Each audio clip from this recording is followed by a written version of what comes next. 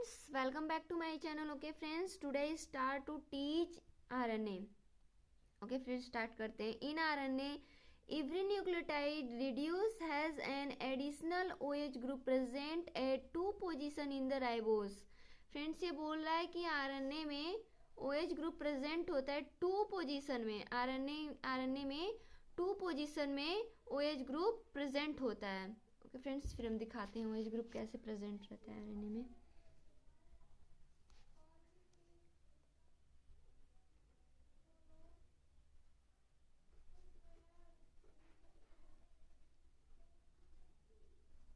हम नंबरिंग कर लेते हैं 1 2 3 4. ये रहा OH. ओके फ्रेंड्स, RNA में ये बोल रहा है ना कि RNA 2 OH ग्रुप प्रेजेंट होता है RNA में 2 पोजीशन में. फ्रेंड्स ऐसे 2 पोजीशन में RNA में ये OH ग्रुप प्रेजेंट होता है कंपेयर टू DNA से. अगर हम कंपेयर करें फ्रेंड्स तो कंपेयर टू DNA नंबरिंग कर लेते हैं 1 2 3 4. कंपेयर टू DNA इसमें एक OH बस प्रेजेंट होता है, एक OH ग्रुप प्रेजेंट होता है in compare to RNA. Also in RNA the uracil is found at the place of thymine. 5-methyl uracil another chemical name of the thymine. Friends से बोल रहा है also in RNA में in the uracil is found the place of thymine. uracil जो होता है found मतलब उसके स्थान, किसके स्थान पे होता है RNA में? थायमीन के प्लेस पे यूरेसिल प्रेजेंट होता है RNA में. थायमीन के स्थान पर यूरेसिल होता है फ्रेंड्स. ओके, मैं आपको दिखा देती हूँ. यहाँ मैं कहीं बनाई भी होंगी. ओके, यहाँ फ्रेंड्स ये देखिए DNA RNA साइटोसिन. DNA में साइटोसिन प्रेजेंट होता है और RNA में भी साइटोसिन होता है, लेकिन ये DNA में थायमीन होता है. लेकिन ये क्या बोला है कि थायमीन के प्लेस पर यूरेसिल, RNA में थायमीन के प्लेस पर यूरेसिल होता है. तो फ्रेंड्स ये देखिए DNA में थायमीन होता है और RNA में यूरेसिल होता है. थायमीन के प्लेस पर यूरेसिल होता है.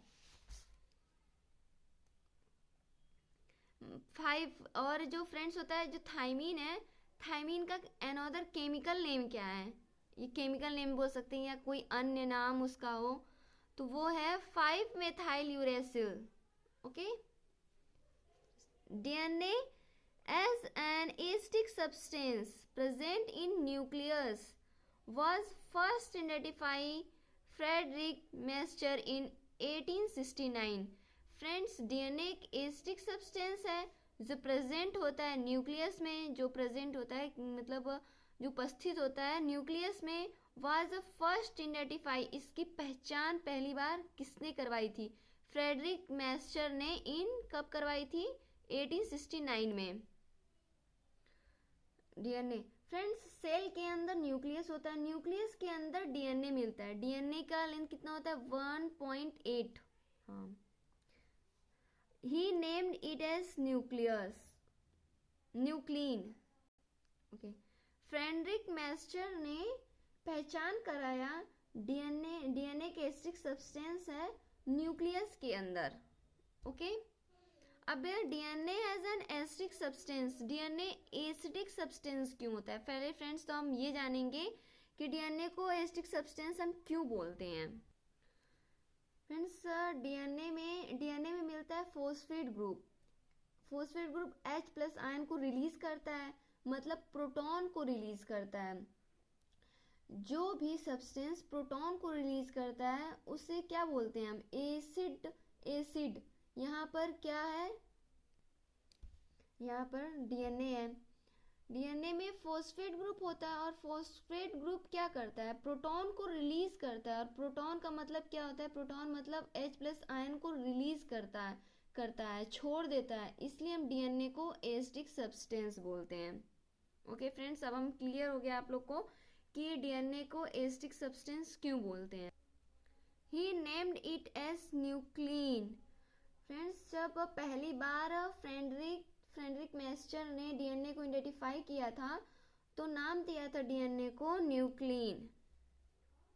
However, due to technical limitation in associating such a long polymer intact, the elucidation of structure of DNA remained elusive for a very long period of time. लंबे समय तक। Friends ये बोल रहा है कि फ्रेडरिक मेस्चर के टाइम पर कोई भी ऐसी टेक्नोलॉजी नहीं थी जिसकी हेल्प से जिसकी मदद से हम लॉन्ग पॉलीमर डीएनए को न्यूक्लियस से बाहर निकाल सकें और फिर उसका स्ट्रक्चर स्टडी कर सकें। इसलिए जो डीएनए का स्ट्रक्चर था वो लोगों के सामने लंबे समय तक नहीं आ पाया। लोगों को नहीं पता था कि डीएनए स्ट्रक्चर कैसा होता है। Very long time period.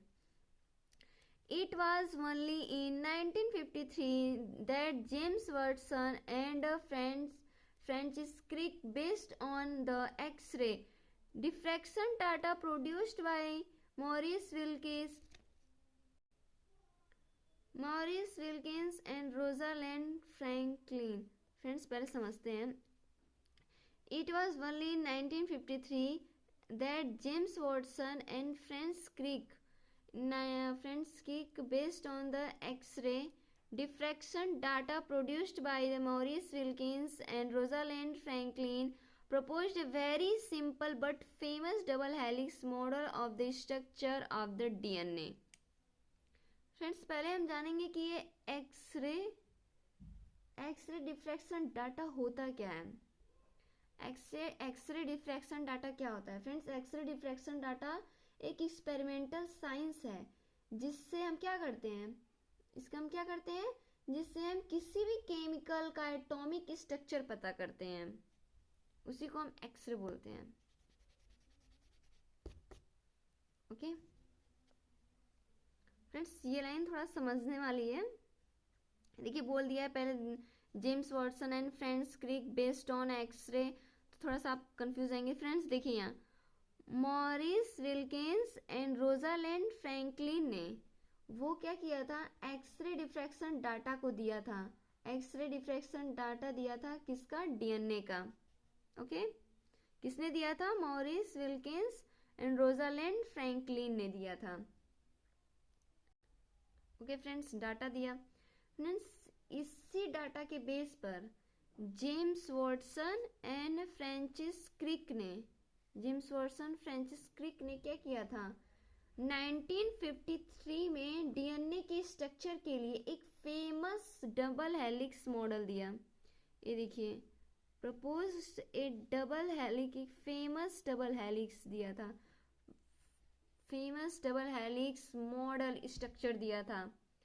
Okay friends DNA का। फ्रेंड्स अब ये डबल हेलिक्स मीन्स क्या होता है? फ्रेंड्स अब हम बताएंगे आपको कि डबल हेलिक्स मीन्स क्या होता है। फ्रेंड्स ये देखिए ये पहला हेलिक्स और ये दूसरा, इसी को हम बोलते हैं double helix. Okay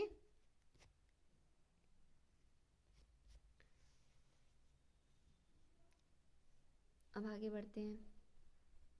one of the hallmark. Friends एक मिनट, यहाँ हम देखते हैं ये। फ्रेंड्स देखिए आप अभी भी कंफ्यूज में होंगे कि डबल हेलिक्स ये होगा, एक हेलिक्स ये और ये रहा दूसरा।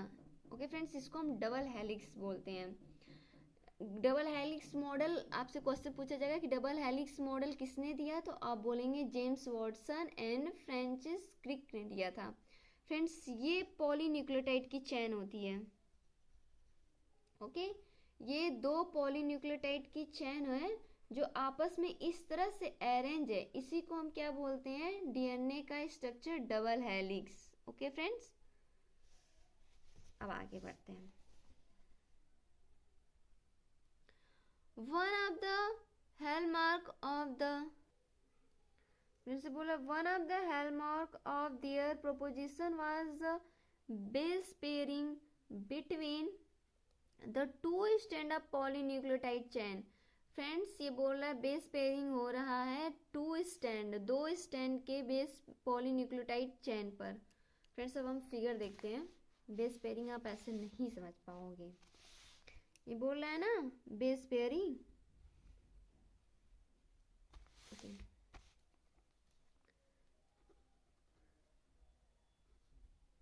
बेस पेयरिंग फ्रेंड्स दो पॉलीन्यूक्लियोटाइड चेन बोल रहा है।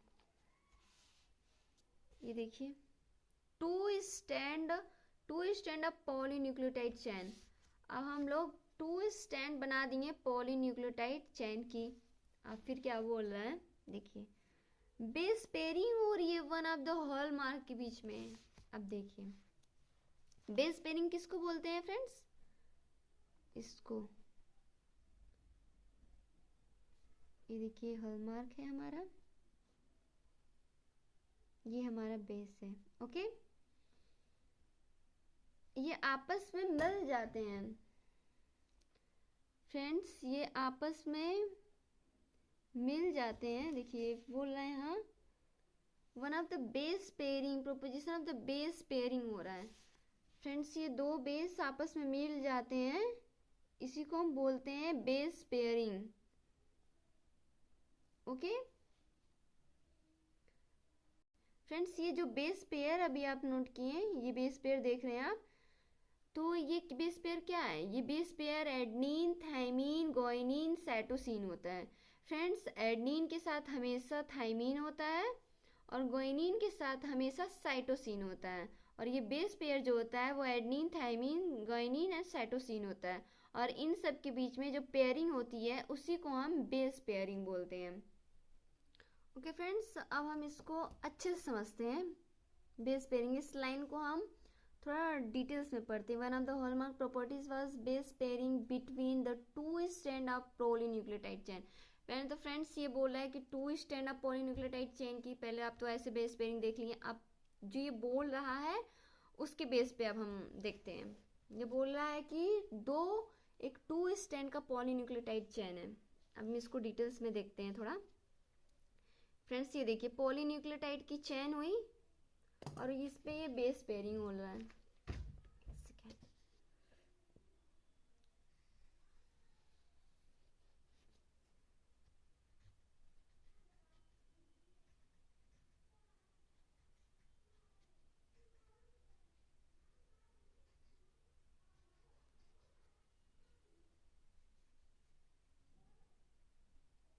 ओके फ्रेंड्स, ये हमारा क्या हुआ, ये हमारा बेस है।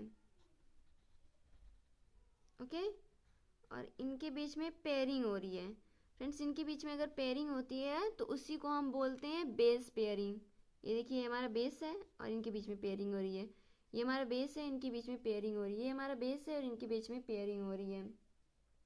ओके फ्रेंड्स, दो पॉलीन्यूक्लियोटाइड चेन आपस में कैसे मिलते हैं, तो फ्रेंड्स दो पॉलीन्यूक्लियोटाइड चेन आपस में एक बेस पेयरिंग के थ्रू, बेस पेयरिंग से मिलते हैं। ओके फ्रेंड्स ये देखिए एडनिन, थाइमीन, गुआनिन, साइटोसिन, ये नाइट्रोजन बेसेस। अब इन नाइट्रोजन बेसेस के बीच में क्या बनता है, बॉन्ड बनता है फ्रेंड्स। ये दो बेसेस मिलते हैं तो क्या बनते हैं, इनको ये बेस पेयरिंग होते हैं। Okay okay friends, base pairing आप जान गए ना। ये ए रहा और ये डबल थाइमीन हुआ और ये गुआनिन है तो गुआनिन में थी होगा और साइटोसिन। फ्रेंड्स ये देखिए ये जो बेस पेयरिंग है, ये जो पेयरिंग है, ये बेस पेयरिंग, इसकी हेल्प से पॉलीन्यूक्लियोटाइड चेन आपस में मिलती है। ओके फ्रेंड्स, फिर आगे बढ़ते हैं।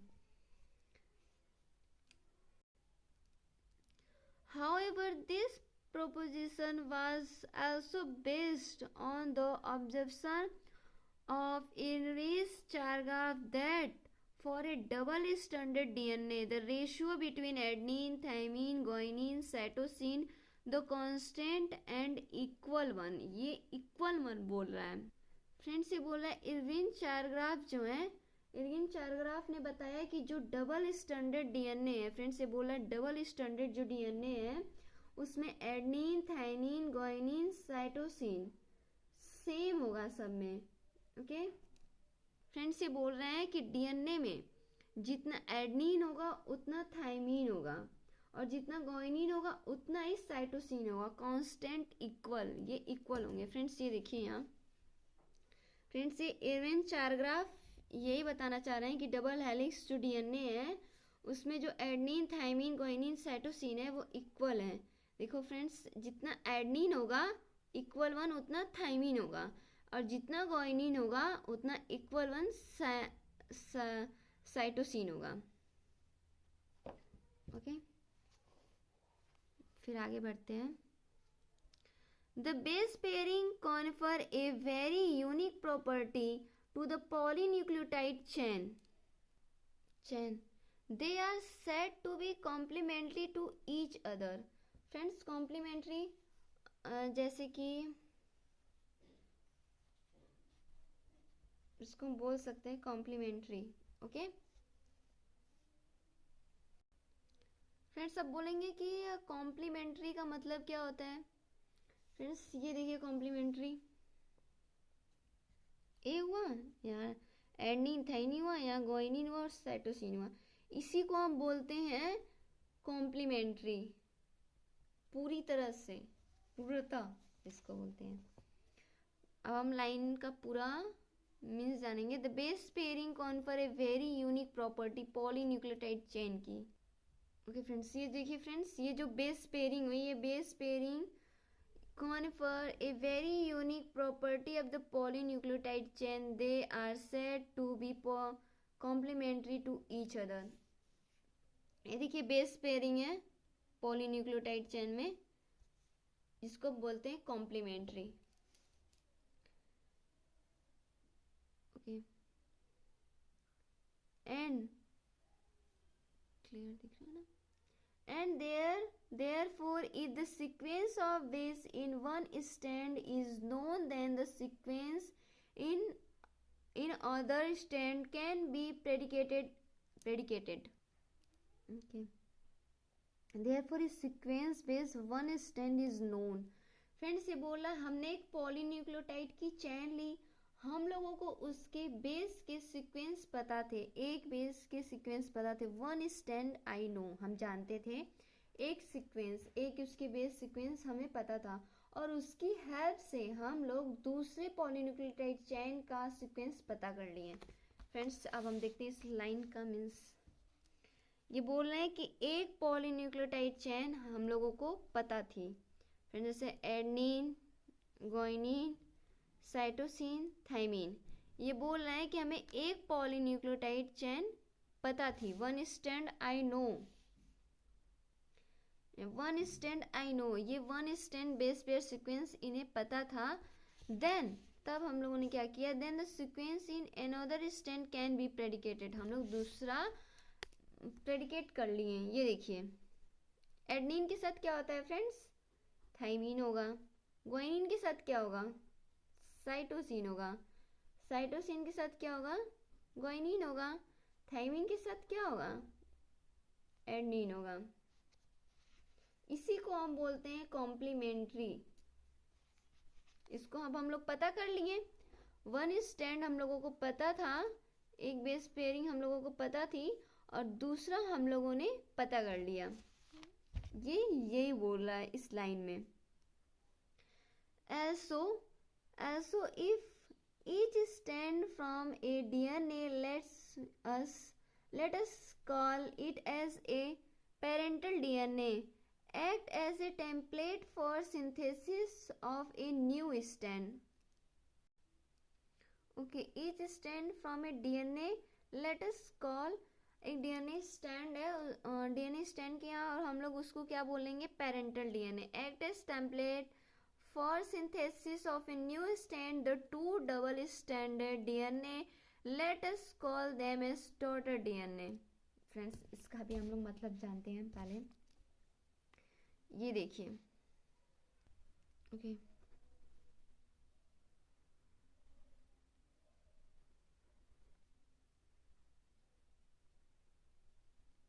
ओके इसको हम लोग क्या, इस डीएनए को हम लोग नाम क्या दिए, parental DNA.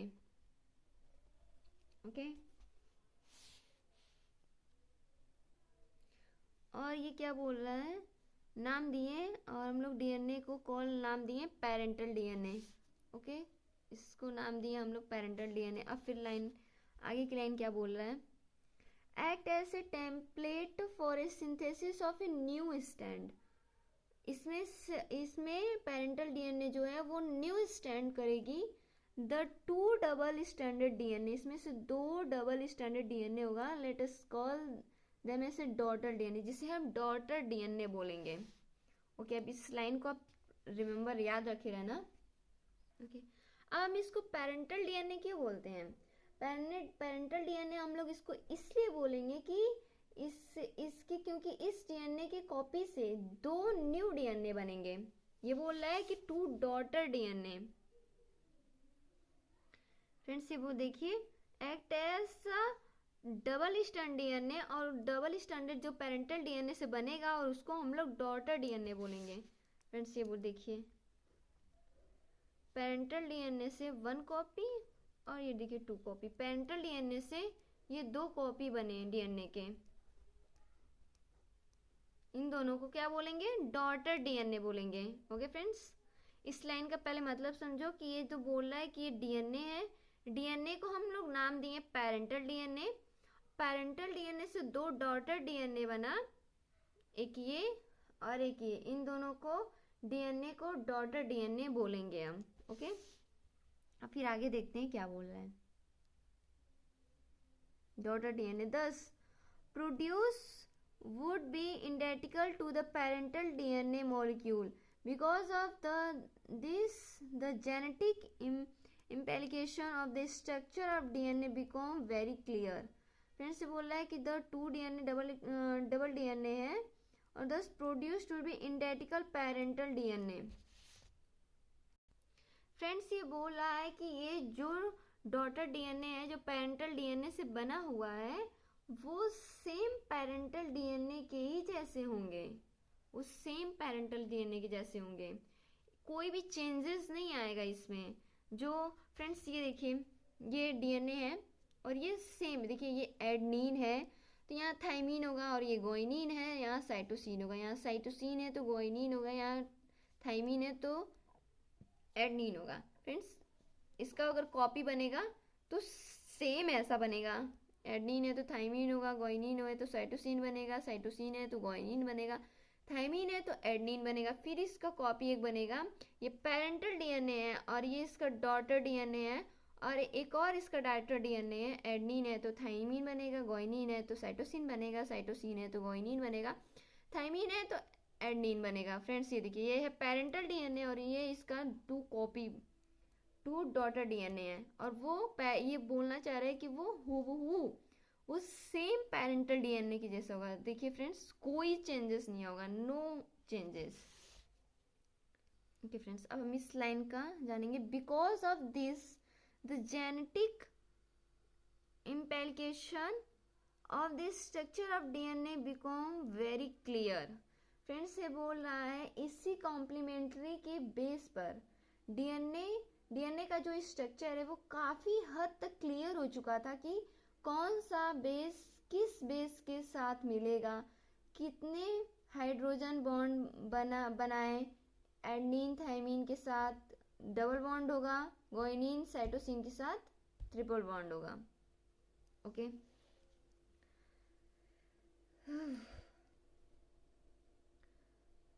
The silent feature of the double helix structure of DNA are as follow. Friends ये बोल रहा है कि डबल हेलिक्स स्ट्रक्चर डीएनए की कुछ प्रॉपर्टी है जो साइलेंट फीचर है, मुख्य विशेषताएं हैं।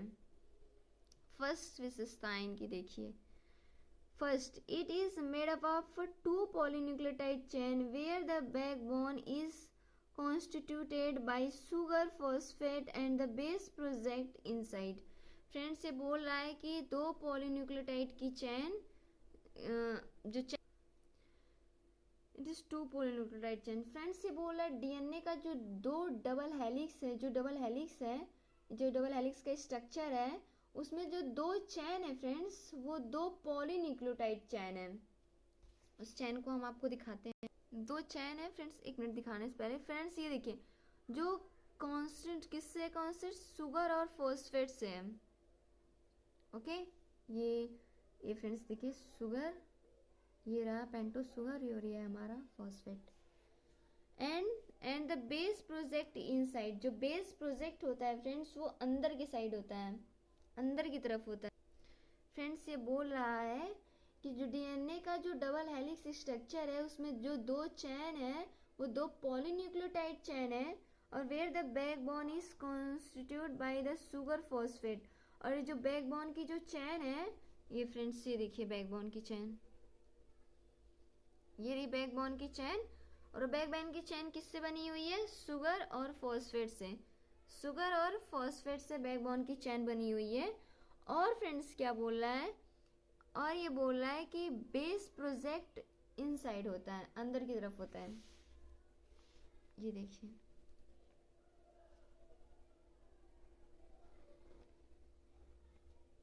ये देखिए ये हमारा बेस प्रोजेक्ट हुआ, ये किसकी तरफ है? ये अंदर की तरफ है। ये देखिए ये बाहर की तरफ नहीं है, ये बाहर की तरफ नहीं है, ये अंदर की तरफ है, ये बोल रहा है। ओके, सेकंड पे चलते हैं।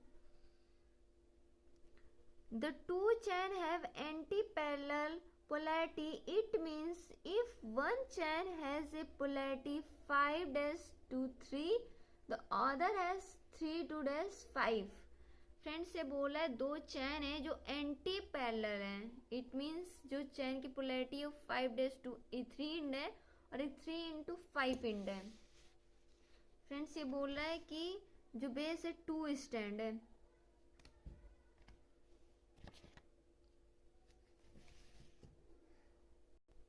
ओके, 2 स्टैंड है, 2 स्टैंड है एंटी पैरेलल। फ्रेंड्स ये देखिए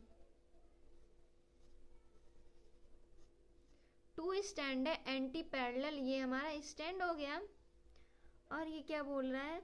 it means chain has polarity 5-3 और अदर हैज 3-5 इंड। फ्रेंड्स ये देखिए 5-3 इंड और 3-5 इंड। ओके फ्रेंड्स, ये 5-3 इंड क्यों होता है, 3-5 होता है, हम पहले पढ़ चुके हैं। फ्रेंड्स यहाँ पर कोई बॉन्ड नहीं है, कोई पोलैरिटी नहीं है। ओके देखिए फ्रेंड्स, पॉलीन्यूक्लियोटाइड चैन है ये, इसको हम 5 इंड बोलते हैं और इसको हम 3 इंड बोलते हैं। ये फ्री है, यहाँ पर फ्री है, ये 5 इंड होता है, ये फ्री है, यहाँ पर कोई भी चैन नहीं है, नहीं बन सकती इसलिए। ओके हम थर्ड पे चलते हैं। The base in 2 stand are paired through a hydrogen bond H bond, forming base pair adenine. Friends ये बोल रहा है 2 स्टैंड के बीच जो है जो बेस बनेंगे उसमें एक वो हाइड्रोजन बॉन्ड होगा और उसको हम बेस पेयरिंग बोलेंगे। ओके तो हम फिगर दिखा देते हैं आपको।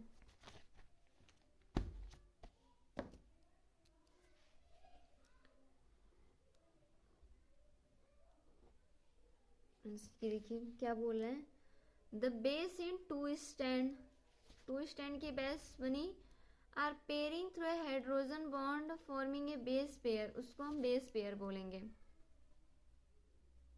ये रहा हमारा बेस और ये पेयरिंग होने के बाद इसको हम बोलेंगे base pairing. Okay adenine from 2 hydrogen bond, friends से बोल रहा है एडनिन 2 हाइड्रोजन बॉन्ड होगा। फ्रेंड्स ये देखिए एडनिन के साथ ये फ्रेंड्स देखिए एडनिन में डबल बॉन्ड होता है, adenine double bond thymine. Okay यही बोल रहे हैं कि adenine from 2 hydrogen bond, adenine में 2 हाइड्रोजन बॉन्ड होता है और thymine from opposite stand and vice versa. Thymine जो होता है अपोजिट होता है। फ्रेंड्स ये देखिए adenine thymine from opposite stand, thymine जो है अपोजिट स्टैंड बनेगा, अपोजिट स्टैंड बनेगा। Similarly Guanine is bond with cytosine with 3 bond, 3H bond. Friends ये देखिए adenine 2 hydrogen bond and guanine cytosine 3H bond. Friends ये बोल रहा है, ये देखिए जो एडनिन है वो 2 एडनिन थायमिन 2H बॉन्ड होता है, 2 हाइड्रोजन बॉन्ड होता है, और गुआनिन और साइटोसिन में 3 हाइड्रोजन बॉन्ड होता है. ओके, एज अ रिजल्ट क्या आता है फ्रेंड्स, ये देखते हैं. As a result always a purine come opposite to a pyrimidine. Okay friends, ये बोल रहा है कि purine come opposite pyrimidine. Purine के आगे फ्रेंड्स, ये प्यूरिन के आगे हमेशा प्यूरिन कम अपोजिट. फ्रेंड्स ये बोला प्यूरिन के आगे हमेशा पैरामिडीन आएगा. This generate approximately uniform distance between the 2 stand of helix. Friends पहले हम ये समझेंगे कि प्यूरिन के आगे हमेशा पैरामिडीन कैसे आएगा, आप शायद नहीं समझ पा रहे हो. फ्रेंड्स ये देखिए, ये रहा प्यूरिन और ये रहा हमारा पैरामिडीन. प्यूरिन में क्या आएगा फ्रेंड्स, एडेनिन आएगा और गुआनिन आएगा. और पैरामिडीन में क्या आएगा, पैरामिडीन में साइटोसिन, यूरेसिल एंड थायमिन आएगा. फ्रेंड एडेनिन किससे ऐड होगा, थायमिन से ऐड होगा. तो एडेनिन थायमिन पैरामिडीन में आया कि नहीं, प्यूरिन पैरामिडीन में आया, एडेनिन थायमिन से जुड़ा और गुआनिन साइटोसिन से जुड़ा, तो प्यूरिन पैरामिडीन में आया ना फ्रेंड्स. इसलिए ये देखिए एडेनिन थायमिन के साथ आया और गुआनिन साइटोसिन के साथ आया. फ्रेंड्स इसीलिए ऑलवेज प्यूरिन के आगे हमेशा पैरामिडीन होता है. फ्रेंड्स ये देखिए एडेनिन के साथ थायमिन आया. फ्रेंड्स प्यूरिन के साथ पैरामिडीन बॉन्ड बन रहा है. अब फ्रेंड हम आगे देखेंगे. This generate approximately uniform distance. जो इनका अप्रॉक्सीमेटली जो यूनिफॉर्म डिस्टेंस है 2 स्टैंड ऑफ हेलिक्स की 6.2 में, इसको अब हम समझते हैं. 6.2 यहाँ फिगर है. फ्रेंड्स ये देखिए एडेनिन और थायमिन के बीच में 2 हाइड्रोजन बॉन्ड है और गुआनिन और साइटोसिन के बीच में 3 हाइड्रोजन बॉन्ड है. फ्रेंड्स इस बेस पेयरिंग की वजह से जो 2 स्टैंड है, ये जो 2 स्टैंड है उनके बीच में जो डिस्टेंस है, उनके बीच में जो ये डिस्टेंस है वो अप्रॉक्सीमेटली सेम है. ये जो डिस्टेंस है फ्रेंड्स वो सबका सेम है. ओके फ्रेंड्स ये देखते हैं. The 2 chain are coiled in a right handed fashion. The pitch 2 chain जो है वो राइट हैंडेड फैशन में घूम जाती है फ्रेंड्स, ऐसे घूम जाती है right handed. The pitch of the helix is 3.4 nanometre in 1 billionth of a meter, that is 10 nanometer, and there are roughly 10 base pair in each turn. इसको फ्रेंड्स हम फिगर में समझते हैं कि पिच क्या है. जो हेलिक्स है उसका 3.4 नैनोमीटर किसको बता रहा है, अब हम यहाँ समझेंगे. फ्रेंड्स से बोल रहा है ये जो पिच है ये हमारा है पिच. ये देखिए जो घूम गया है फ्रेंड्स, ये देखिए इसका मतलब जो राइट हैंडेड में कोइल्ड है, राइट हैंडेड में घुमा हुआ है जो पिच है फ्रेंड्स, वो उसका हेलिक्स कितना है 3.4 नैनोमीटर है. ये देखिए फ्रेंड्स ये घूम गया है और ये जो इसका पिच है वो 3.4 नैनोमीटर है. Okay friends, consequently the distance between a base pair in a helix is approximately equal to 0.34 nanometre. Friends ये बोल रहा है कि जो 2 बेस पेयर के बीच में जो ये डिस्टेंस है, ये 2 बेस पेयर है हमारे, और 2 बेस पेयर के बीच में जो डिस्टेंस है वो कितना है 0.34 नैनोमीटर है. 0.34 नैनोमीटर है। दो बेस पेयर के बीच में कितना डिस्टेंस है, 0.34 नैनोमीटर। ओके, फिफ्थ वन देखते हैं। The plane of one base pair is stack over the other in double helix. This in addition to H bond confers stability of a helical structure. Figure 6.3. The plane one base pair stack over the other in double helix. Friends ये बोल रहा है एक के ऊपर एक base pair मिलते रहेंगे। फ्रेंड्स ये देखिए, एक के ऊपर एक बेस पेयर मिलते रहेंगे। ये देखिए बेस पेयर, ये देखिए बेस पेयर, ये देखिए बेस पेयर, एक के ऊपर एक आपको बेस पेयर मिलते रहेंगे। फ्रेंड्स ये भी हमारा पिच है, इसकी भी 3.4 नैनोमीटर है। ओके फ्रेंड्स, बोल रहा है this in addition to H bond, ये जो एडिशन है एच बॉन्ड की, confers stability of the helical structure. Friends ये बोल रहा है जो डबल हेलिकल स्ट्रक्चर है, स्ट्रक्चर के बीच में हाइड्रोजन बॉन्ड बनते हैं। इस हाइड्रोजन बॉन्ड बनने की वजह से जो डीएनए है, डीएनए का जो स्ट्रक्चर होता है वो स्टेबल होता है, क्योंकि उनके बीच में हाइड्रोजन बॉन्ड बनते हैं, उनके बीच में हाइड्रोजन बॉन्ड बनते हैं। Okay okay The proposition of a double helix structure for DNA and its specificity in explaining the genetic implication become revolutionary.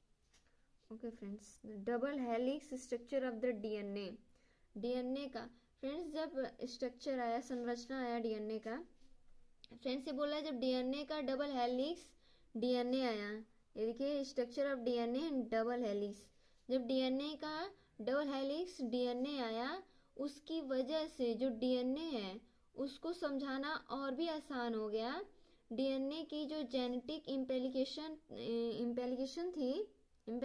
थी वो पहले समझ में नहीं आती थी, पर जैसे ही डबल हेलिक्स आया उसकी वजह से डीएनए के बारे में काफ़ी कुछ पता चल चुका था। ओके, वेरी सुन, बहुत ही जल्द, फ्रेंच क्रिक ने propose the central dogma. Friends Crick ने सेंट्रल डोगमा प्रपोज किया। फ्रेंड्स क्वेश्चन भी आएगा, ये काफ़ी इम्पोर्टेंट है कि सेंट्रल डोगमा को किसने दिया था। तो सेंट्रल डोगमा को किसने दिया था? फ्रेंच क्रिक ने दिया था सेंट्रल डोगमा को। फ्रेंड्स ये सेंट्रल डोगमा क्या बताता है? फ्रेंड्स ये जो सेंट्रल डोगमा है वो बताता है कि जो जेनेटिक इंफॉर्मेशन है वो फ्लो होती है DNA to RNA, RNA to protein. Friends ये देखिए, friends Crick propose the central dogma in molecular biology which state that the genetic information flow from DNA to RNA, RNA to protein। Friends ये जो central dogma है उसकी जो genetic information है वो flow होती है DNA to RNA, RNA to protein. ये फ्रेंड्स क्रिक ने बताया। फ्रेंड्स ये देखिए सेंट्रल डोगमा, हम फिगर की हेल्प से समझेंगे। फ्रेंड्स ये देखिए डीएनए से अगर डीएनए बनता है फ्रेंड्स तो रेप्लिकेशन होता है। अगर डीएनए से एमआरएनए बनेगा फ्रेंड्स, एमआरएनए मैसेंजर आरएनए जो मैसेज पहुंचाते हैं, एमआरएनए डीएनए से एमआरएनए बनेगा तो ट्रांसक्रिप्शन होगा, और अगर एमआरएनए से प्रोटीन बनेगा, आरएनए से प्रोटीन बनेगा तो उसे ट्रांसलेशन बोलेंगे। ओके, अब हम आगे बढ़ते हैं। In some virus the flow of information is the reverse direction, that is from RNA to DNA. Can you suggest a simple name of the process? Okay, अब हम समझते हैं इस लाइन का मतलब। फ्रेंड्स ये बोल रहा है कि जो RNA to DNA reverse direction में हो जाता है, RNA to DNA reverse direction में हो जाता है कुछ वायरस में। फ्रेंड्स ये देखिए रिवर्स ट्रांसक्रिप्शन किसको बोलते हैं? फ्रेंड्स ये बताइए, देखिए आरएनए टू डीएनए। फ्रेंड्स अगर आरएनए से आरएनए से अगर डीएनए, आरएनए से अगर कुछ केस में आरएनए से डीएनए बन जाता है, रिवर्स ट्रांसक्रिप्शन, जिसको हम रिवर्स ट्रांसक्रिप्शन बोलते हैं। इसको तो डीएनए से आरएनए में ट्रांसक्रिप्शन बोलेंगे और आरएनए से डीएनए होगा तो रिवर्स ट्रांसक्रिप्शन बोलेंगे। फ्रेंड्स, इससे क्या होता है, इससे एचआईवी होता है, एचआईवी, कुछ जो वायरस का नाम है वो एचआईवी, जिससे क्या होता है, एड्स होता है। Okay friends, okay bye bye, अब नेक्स्ट वीडियो में पढ़ेंगे। बाय।